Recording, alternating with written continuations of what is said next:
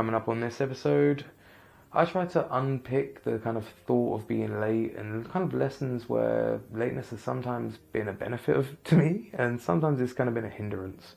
But there's still something to learn in both of those situations, and it's interesting. And I got on a bit of a tangent about kind of quality over quantity as well, so there's a pre-warning for that one. But I think it's a decent one, so let's go get into it and see where it goes.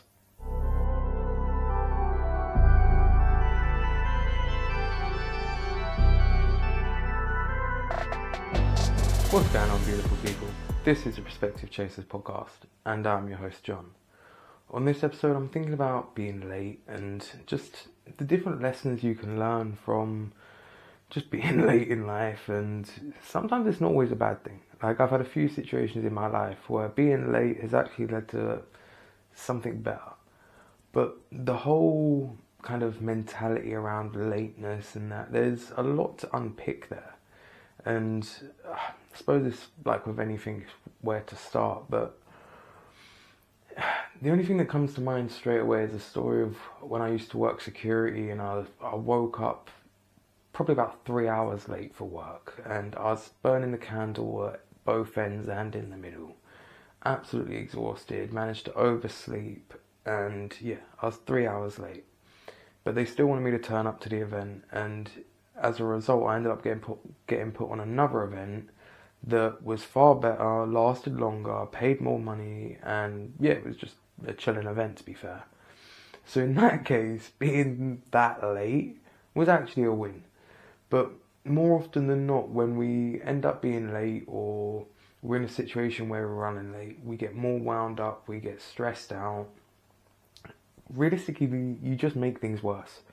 You forget things and da-da-da-da-da. Whereas if you used to just accept the fact that you're late, admit that you're going to have to take it on the chin, whether it's to work or to pick somebody up or for whatever reason, accept it, acknowledge it, and move on. Like, it's one of those things that's going to happen. If it's a habit, that's different.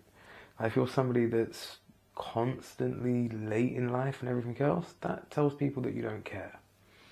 So, and again, that ties back into the other reason why most people get kind of so kerfuffled or so messed up, is because they care so much. Often they're going to be late to work, so they're going to have disciplinary procedures, or they're late to an event, so people are going to think poorly of them. There's like consequences to being late. And then you've got the other end of the spectrum, the people that just, you know, they're always going to be late. They say 5 o'clock, so you plan to see them at 9 because you just know that's how it goes with them. And that's some people, and they won't change. But again, that's the part where you've got to take people as they are. But it doesn't stop it being an interesting topic.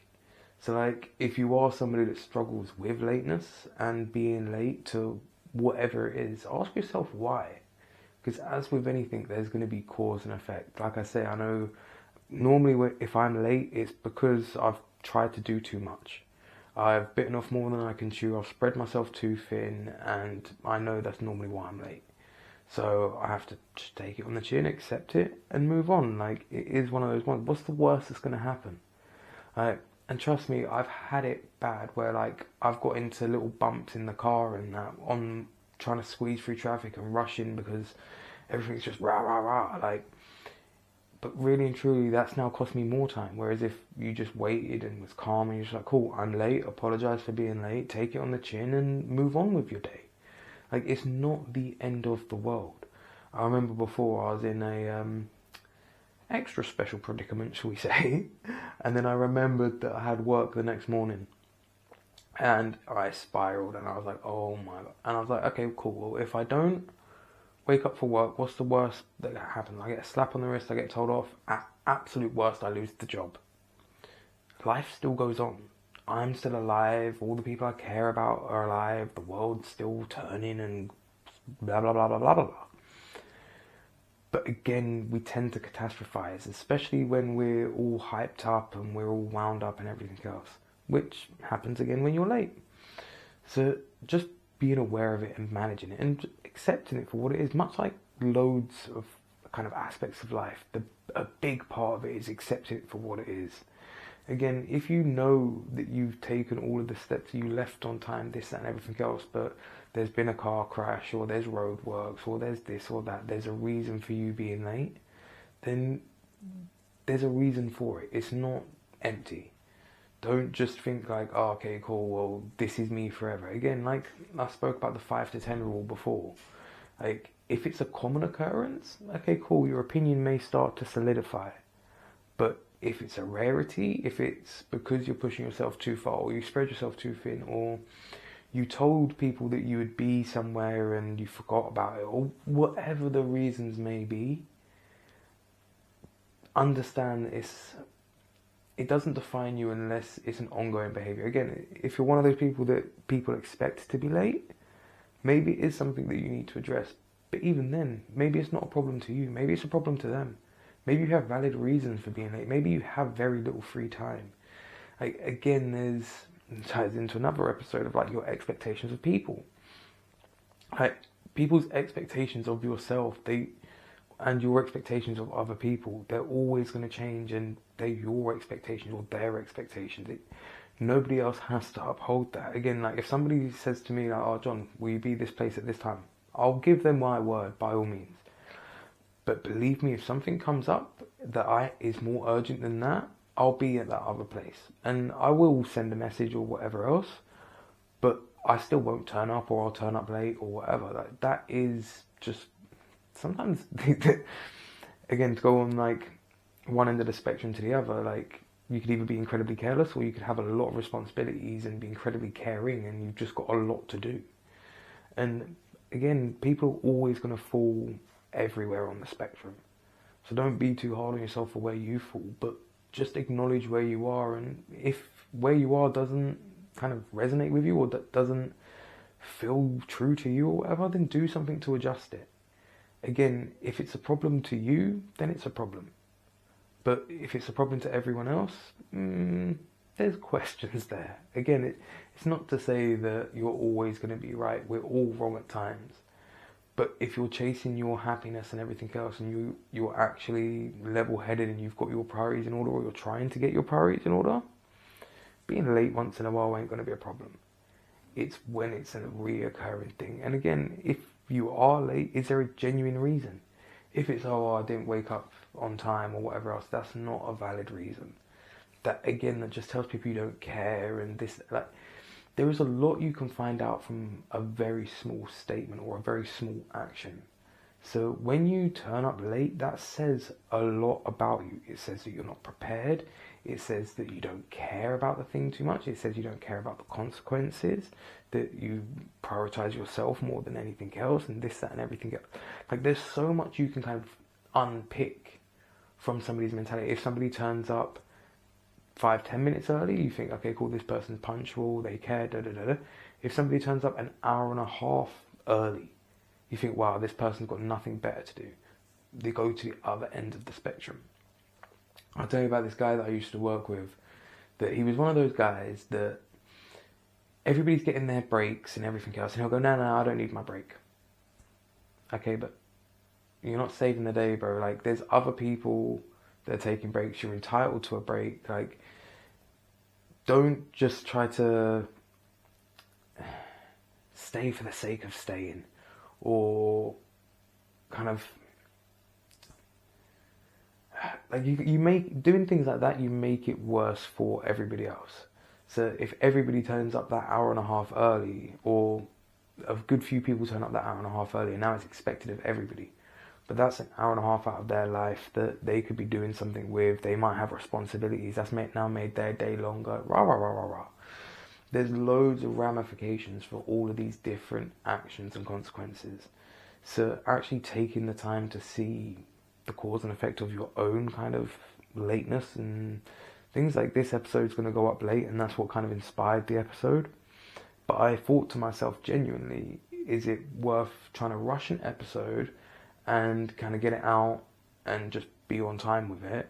Which honestly is more often than not what I do. I've very rarely got spare time. I have a little bit of extra time this week, so I'm able to kind of do it a little bit later in the day or whatever. But normally I would be like, cool, I have no choice but to rush and kind of put out something that I know it isn't the best that I could do, but it's the best that I could do in that situation.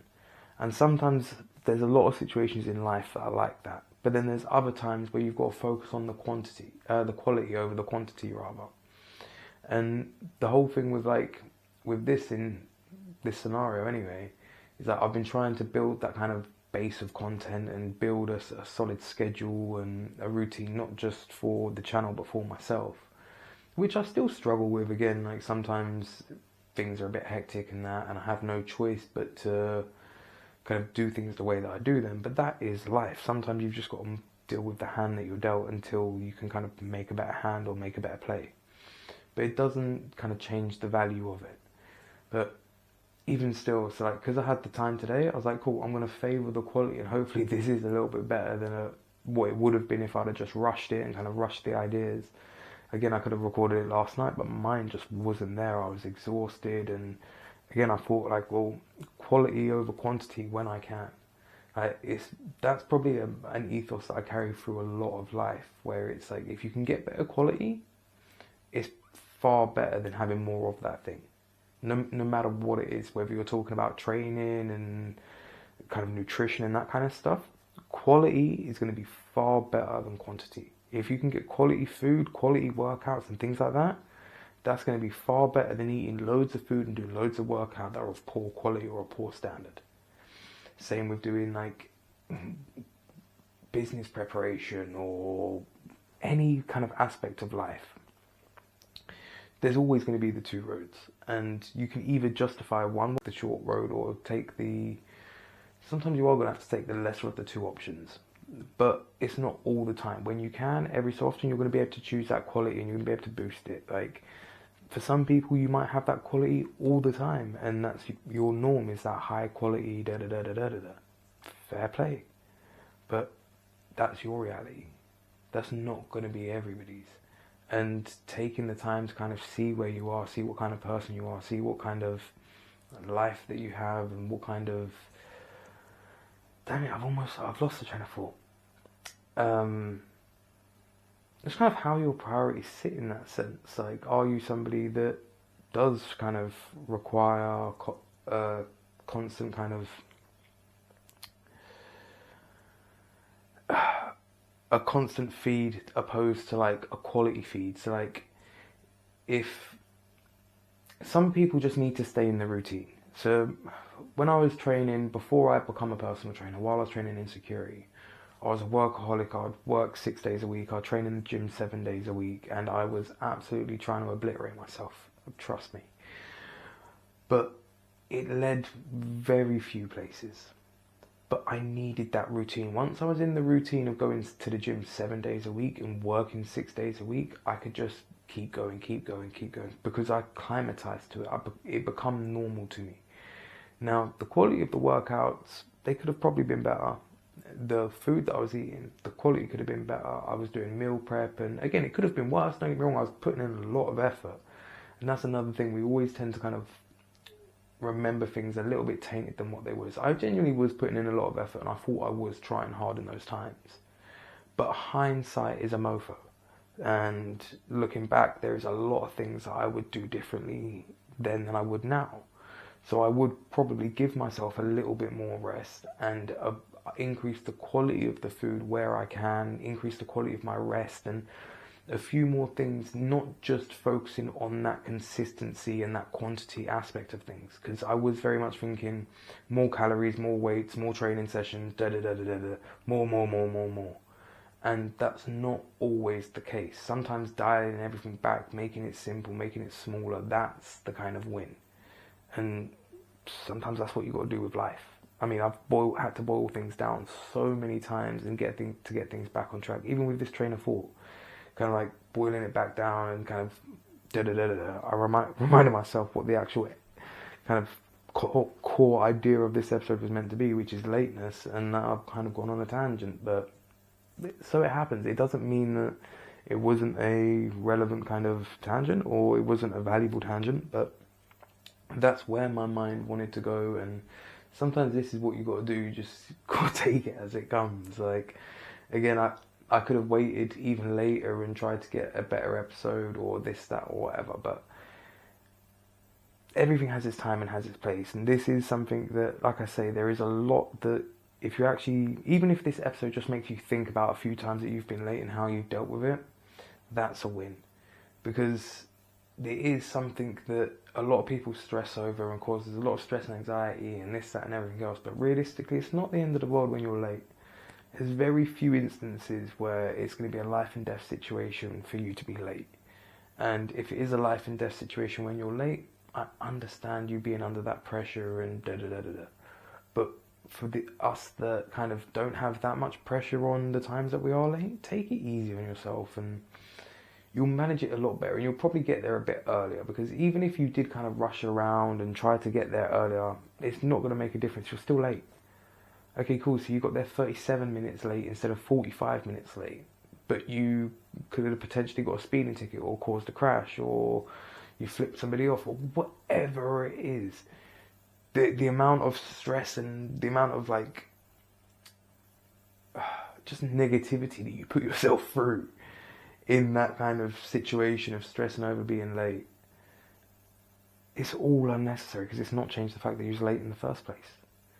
Like, if it is an instance where you've already woken up and you're late, what are you going to do? You've woke up and you're late. No matter how fast you move, you're already late. So accept it and move on. That's the biggest thing I can say when it comes to kind of lateness. And try not to build up to a massive catastrophe. Normally, you've probably had the same situation where you kind of gas yourself up for an argument because you think somebody's going to snap at you or whatever else. And they're just like, okay, cool, you're late. And you're just like, oh, what do I do with all this frustration? You just got to let it go, and you're just wound up for nothing then. So just take life in your stride and see where it goes. But I am going to wrap this episode up there because I need to get it edited and and uploaded and all of that. And it's going to be a late one. But hey, hopefully there's a lesson in here for you. The seed for this episode is going to be focus on the quality over quantity. A lot of life is going to benefit if you do that. Like the quality of your friendships, the quality of your relationships, the quality of the food that you put in your body, the quality of the content that you consume, the quality of all of the different aspects of life over just quantity, over just constant bombardment. Like if we ate the foods that, like when they were actually in season, how much better would they taste instead of like flash grown foods that just taste watery and blah blah blah blah blah blah blah. Actually focus on some quality and enjoy life, because that's what we're here to do inevitably, you know. Don't lose sight of that. All the best, and I'll catch you on the next one.